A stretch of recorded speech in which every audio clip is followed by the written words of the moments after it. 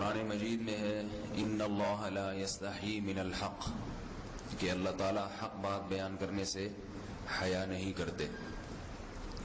حدیث میں بھی بعض ایسے مسائل کو اللہ کے رسول نے بیان کیا ہے صلی اللہ علیہ وسلم نے جو بظاہر حیا کے خلاف ہیں، مگر اس لیے بیان کیا کہ اگر آپ صلی اللہ علیہ وسلم بیان نہ کرتے تو لوگ ان بے شرمی کے کاموں میں مبتلا ہو جاتے۔ اسی وجہ سے میں بھی یہ ہمت کر رہا ہوں کہ ایک اور ایسا گناہ جس میں لوگ مبتلا ہیں، اور وہ ہے حیا کے خلاف، مگر ہے بہرحال شریعت کا مسئلہ اور لوگ اس میں گناہ میں مبتلا بھی ہیں، اس لیے بتانا ضروری ہے۔ وہ یہ ہے کہ لوگ شادی کے بعد بھی، آج کی نوجوان نسل زوجہ سے، بیوی سے غیر فطری طریقے سے ہم بستری کرتے ہیں۔ انٹرنیٹ پہ بیہودہ فلمیں دیکھتے ہیں تو جو چیز انگریزوں کی دیکھ رہے ہیں کہ ان کے کلچر آہستہ آہستہ میڈیا کے ذریعے ہمارے معاشرے میں بھی آ رہا ہے۔ اللہ کے رسول صلی اللہ علیہ وسلم نے لعنت فرمائی ہے، ایک روایت میں ہے کہ اللہ اس کی طرف دیکھے گا نہیں کہ جو اپنی زوجہ سے پچھلے راستے سے ہم بستری کرے گا۔ یہ بیماری بھی، یہ گندگی بھی لوگوں میں پھیلتی جا رہی ہے، خاص طور پہ جن کو لڑکوں سے بدفعلی کی عادت پڑ جائے تو وہ زوجہ سے فطری راستے سے ہم بستری نہیں کرتے۔ اللہ نے فرمایا کہ نساؤکم حرث لکم، یہ تمہاری زوجات ہیں، بیویاں ہیں، یہ نسل بڑھانے کے لیے ہیں۔ تو اسی راستے میں انسان اپنی خواہش کو پوری کر سکتا ہے جس راستے سے نسل بڑھتی ہے، اس کے علاوہ کسی اور راستے سے اپنی خواہش کو پورا کرنا یہ حرام ہے، گناہ کبیرہ ہے، گندگی ہے۔ ہمارے پاس کیسز آتے ہیں، ایک پاک دامن لڑکی کی شادی ہوتی ہے، لڑکا بھی بظاہر بڑا نیک، لیکن کیا ہے، لڑکا چونکہ ٹھرکی ہوتا ہے، شہوت کا درندہ ہوتا ہے، تو وہ یہ نہیں دیکھتا کہ میں اپنی بری خواہش مٹانے کے لیے میں اپنی زوجہ کو غیر فطری طریقے پر مجبور کیسے کر سکتا ہوں، تو مجبور کرتا ہے پھر اپنی بیوی کو۔ اس میں جو عورتیں زیادہ پاک دامن نہیں ہو، نیک نہ ہو، یا ان کو یہ ڈر ہو کہ طلاق ہو گئی تو ہم کہاں جائیں گے، وہ پھر اپنے شوہر کے ساتھ اسی غیر فطری طریقے پر آمادہ ہو جاتی ہیں، اور اس کا عذاب اور اس کا وبال یہ ہوتا ہے کہ کچھ دنوں میں ان کو بھی اسی کی لت پڑ جاتی ہے۔ انسان جب بھی کوئی غیر فطری راستہ اختیار کرتا ہے، آخرت کا عذاب تو بعد میں، دنیا کا عذاب یہ آتا ہے کہ پھر اس کو لذت فطرت میں آتی نہیں ہے، پھر جو راستہ اللہ نے رکھے اس میں اس کو لذت نہیں آئے گی، پھر وہ گندگی میں ہی گھسنے کی کوشش کرے گا، اس کی بھی فطرت خراب ہو جاتی ہے، اور جس کے ساتھ یہ بدفعلی کی جائے اس کی بھی فطرت خراب ہو جاتی ہے، وہ بھی پھر کسی کے قابل نہیں رہتے۔ تو اپنے جان پر رحم کرنا چاہیے۔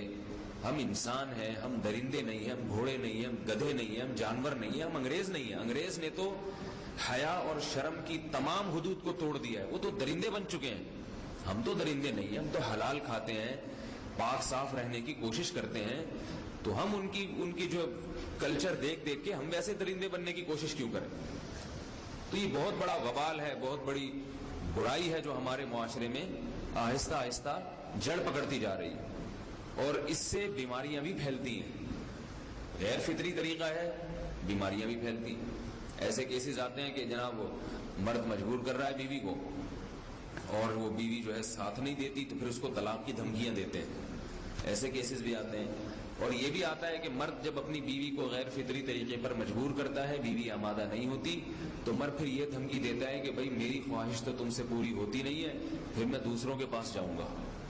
تو یاد رکھیں، جس عورت کا شوہر یہ دھمکی دے اس کو کہ میں زنا کروں گا اگر تم نے میری خواہش پوری نہیں کی غیر فطری طریقے سے، تو عورت اپنے شوہر سے کہہ دے کہ جاؤ تم کہیں اور جا کے منہ کالا کرو، تمہاری فطرت میں گندگی ہے تو یہ مجھے گندا بنانے کی کوشش نہ کرو، اس کو زنا کرنے دیں، وہ اللہ آخرت میں اس سے بھگتے گا۔ ہر بیماری کا اللہ نے علاج رکھا ہے۔ اللہ کے رسول صلی اللہ علیہ وسلم نے فرمایا، صحیح بخاری کی حدیث، ما انزل اللہ من داء الا انزل له دواء، کوئی بیماری ایسی نہیں ہے جو اللہ نے نازل کی ہو اور اس کے لیے دوا نہ رکھی ہو دنیا میں۔ تو اگر کسی کو ایسی لت پڑ گئی ہے غیر فطری کام کی، تو اس کو چاہیے کہ وہ اپنا علاج کرائے، ڈاکٹر سے بھی رابطہ کرے، اور سب سے بڑا علاج یہ ہے کہ کچھ وقت صبر کرے گا، چھوڑ دے گا کچھ عرصے کے لیے، تو خود بخود آہستہ آہستہ صحیح ہو جائے گا۔ ایک آدمی شراب کا عادی ہے، ایک علاج تو یہ کہ ڈاکٹروں سے رابطہ کرے اور بہتر علاج کے چھوڑ دے، کتنے دن تڑپے گا؟ ایک دن 2 دن 3 دن 4 دن 1 ہفتہ 2 ہفتہ بہت زیادہ سال ہو جائے گا نا، اس کے بعد خود بہت ٹھیک ہو جائے گا۔ سگریٹ کا عادی ہے، چھوڑ دے گا تو کتنے لوگ ہم نے دیکھے ہیں دن میں 20 سگریٹ پیتے تھے، چھوڑنے پر آئے تو بالکل ایک دم چھوڑ دی انہوں نے، آہستہ آہستہ کر کے چھوڑ دی، لیکن تکلیف ہوئی مگر عادی ہو گئے۔ تو اب کسی کو یہ لت پڑ گئی ہے غلط کام کی، برائی کی، تو اس کا بہترین علاج یہ ہے کہ وہ اپنے آپ کو بدلنے کی کوشش کرے، ماحول بدلے، اور کچھ وقت صبر کرے گا تو اللہ اس سے یہ عادت چھڑا دے۔ نہیں کی، صبر نہیں کیا اس نے، پھر اسی گندگی میں موت واقع ہوگی، پھر آخرت کا عذاب بہت سخت، نسلیں برباد ہو جاتی ہیں اس عمل سے انسان کی۔ تو بات حیا کے خلاف ہے، مگر یہ کہ ایک بزرگ تھے وہ بات فرما رہے تھے، تو کسی نے پوچھا کہ حضرت آپ حیا کے خلاف بات کرتے ہیں، تو انہوں نے فرمایا تم بے حیائی کے کام نہیں چھوڑتے، ہم اس چھڑوانے کے لیے بات کریں تو ہم برے ہیں، اور تم کام کرو تو بھی برے نہیں۔ برائی کا کام کرنے میں برا نہیں بنتا، اور برائی کے خلاف بولنے والا برا بن جاتا ہے کہ دیکھو یہ کیسی باتیں کر رہے ہیں۔